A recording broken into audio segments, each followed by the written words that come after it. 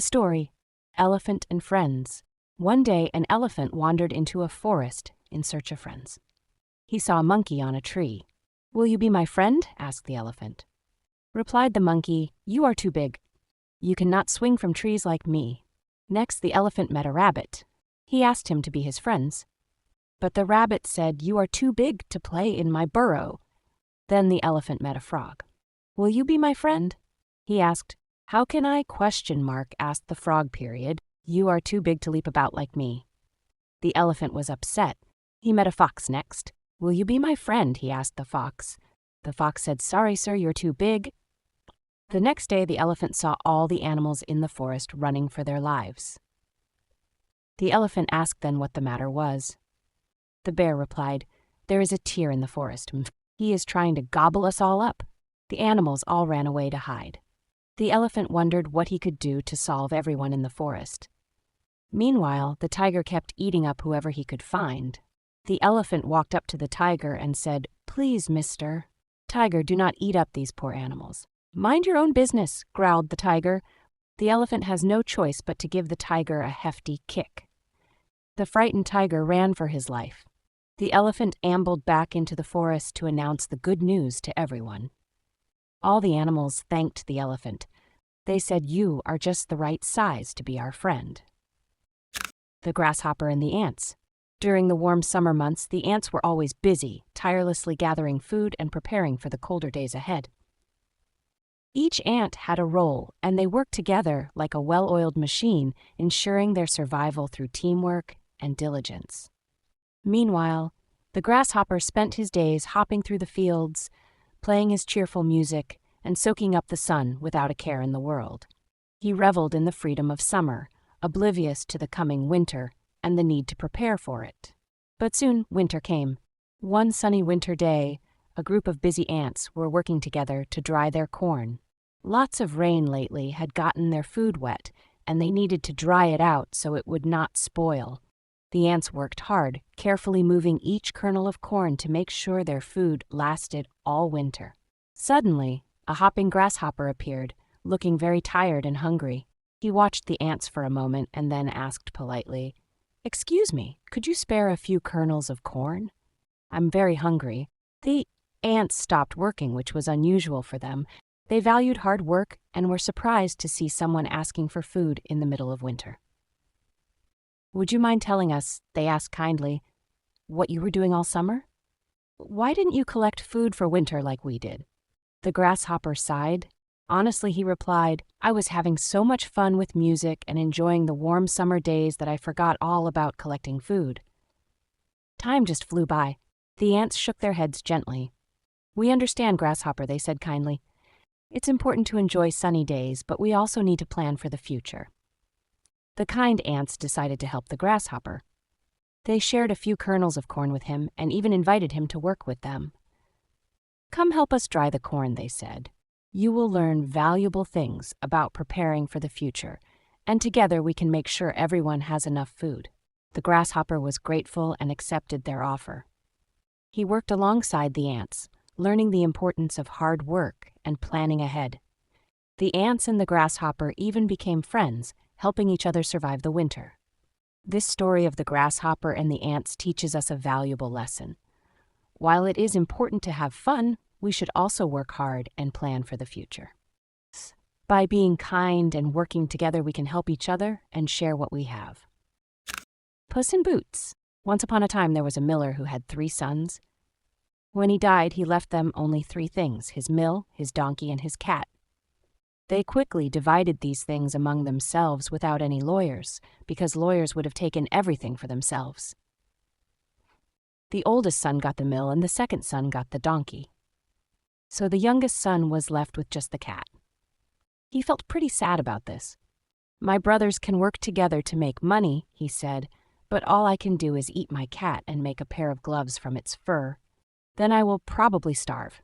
The cat heard this and pretended not to listen. Then he said very seriously, "Don't worry, master. Just get me a bag and some cool boots so I can walk in the woods. You will see that your part of the inheritance is not so bad after all." Now this cat was known for being pretty clever. When catching mice, he would hide in flour and hang upside down, pretending to be dead. So, even though his master didn't totally believe what the cat said, he felt a little hopeful. When the cat got his new boots, he put them on happily. He hung the bag around his neck and set off to a place where lots of rabbits lived. He put some food in the bag and lay down, pretending to be dead. His plan was to wait for a young, naive rabbit to come looking for the food. Soon enough, a silly young rabbit went into the bag. The cat quickly pulled the strings tight and caught it. Feeling proud of his catch, the cat went to the king's palace. He asked to see the king and was let in. He bowed to the king and said, "Your Majesty, I bring you a rabbit from the estate of the Marquis of Carabas. He asked me to give it to you as a gift." The cat made up this fancy title for his master. "Tell your master thank you," said the king. "I appreciate his gift." Another time, the cat hid in a wheat field with his bag open. 2 birds flew in, and he caught them both. He took them to the king, just like he did with the rabbit. The king was really happy and even gave the cat a treat. For a few months, the cat kept bringing gifts to the king, saying they were from his master. One day, he heard that the king was going on a trip by the river with his daughter, who was the most beautiful princess in the world. "If you do what I say," the cat told his master, "you will become rich. Just go swimming in the river where I tell you to. I will take care of the rest." The master didn't know what the cat was planning, but he did it anyway. While he was swimming, the king's carriage came by. The cat started shouting, "Help! Help! The Marquis of Carabas is drowning!" The king looked out of his carriage and recognized the cat, who always brought him gifts. He told his guards to help the Marquis. While they were helping the master out of the river, the cat told the king that some thieves had stolen his master's clothes while he was swimming. Actually, the cat had hidden the clothes under a big rock. The king immediately ordered his servants to bring some of his own fancy clothes for the Marquis. The king liked the Marquis right away. The princess thought he was very handsome in his new clothes and fell in love with him instantly.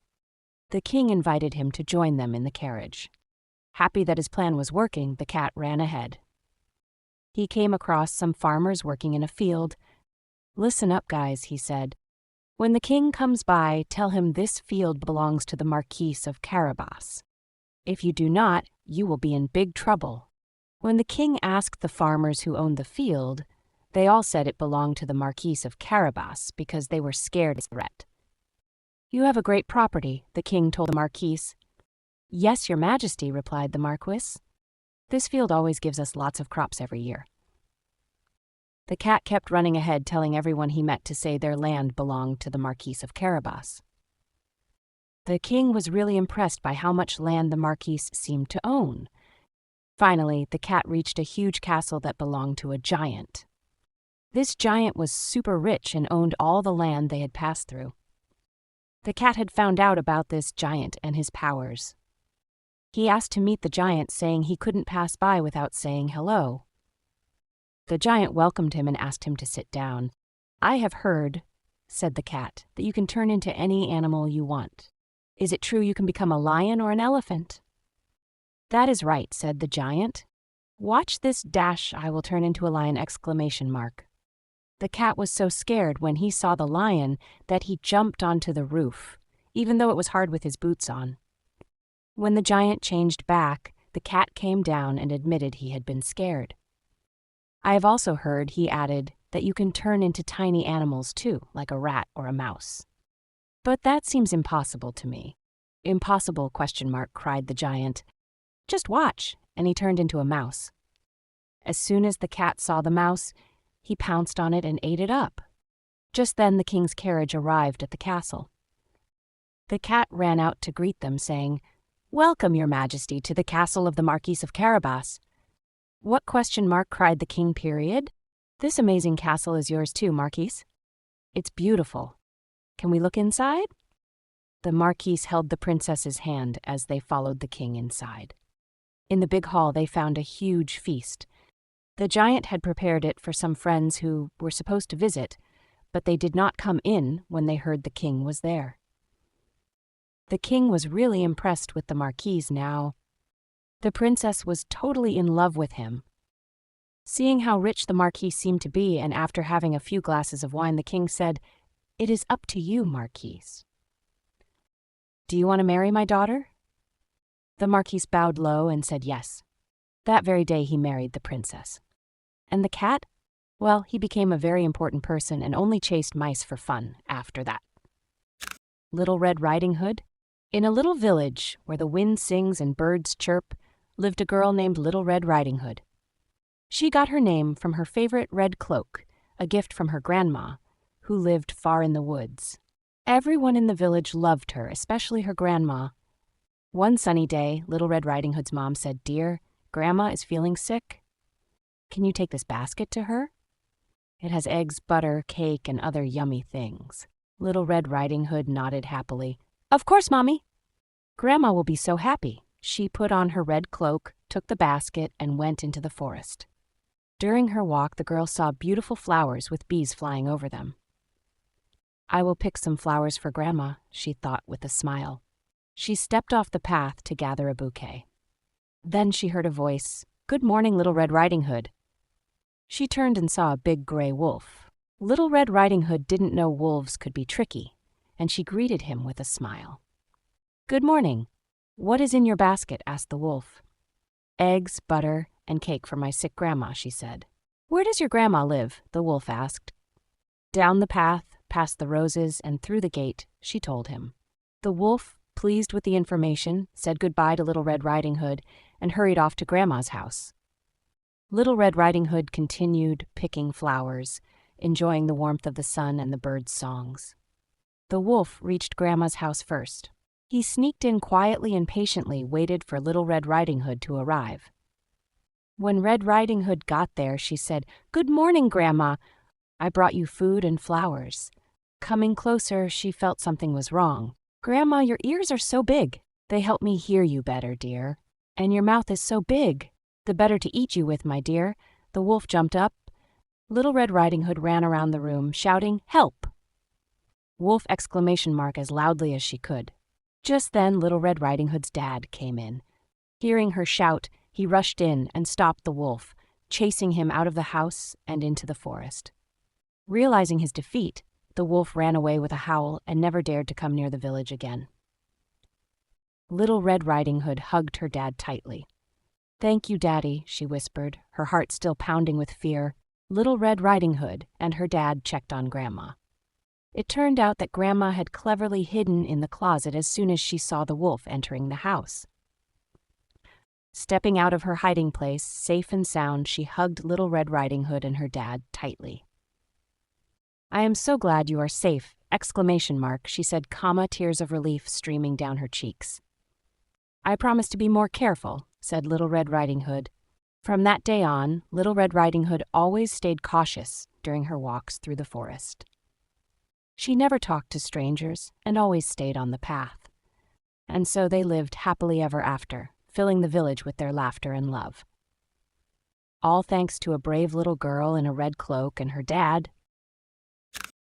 Cinderella. Once upon a time, a girl named Cinderella lived with her stepmother and two stepsisters. It was Cinderella who had to wake up each morning when it was still dark and cold to start the fire. Cinderella cooked the meals, kept the fire going, and did all the hard chores like cleaning dishes, scrubbing floors, and washing clothes. The poor girl could not stay clean, covered in ashes and cinders from the fireplace. Her stepsisters had fancy rooms to sleep in, but Cinderella's room was tiny and cold, all the way up in the attic. Cinderella's stepmother wasn't nice.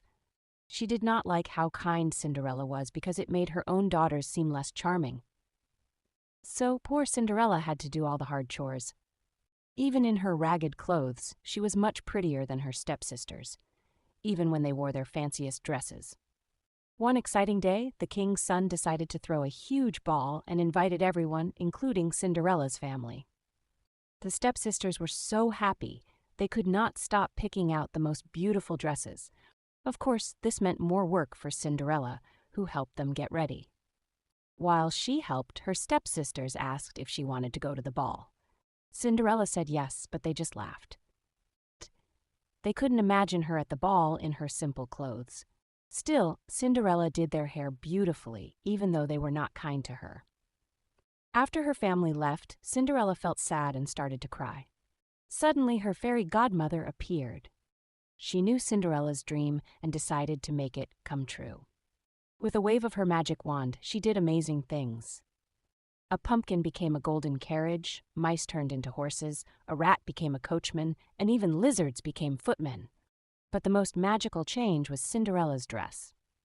It became the most dazzling gown made of gold and silver, with sparkling glass slippers that shone like stars. The fairy godmother reminded Cinderella to return before midnight, because that is when the magic would disappear. At the ball, everyone was amazed by Cinderella's beauty and kindness. The prince liked her the most. But when the clock chimed midnight, Cinderella had to hurry home, leaving behind one glass slipper. The prince wouldn't give up. He wanted to find the mysterious girl, so he searched the whole kingdom with the glass slipper. Many girls tried to fit into the tiny shoe, including the stepsisters, but it was too small for them. The slipper only fit one person, Cinderella. Even though the magic changed her back to her usual clothes, everyone, including her stepsisters, realized it was her. They even apologized to Cinderella for being unkind. Cinderella and the prince got married and lived happily ever after, sharing their joy and kindness with everyone around them. Thanks for watching. We hope you enjoyed it and look forward to sharing more with you soon. The end.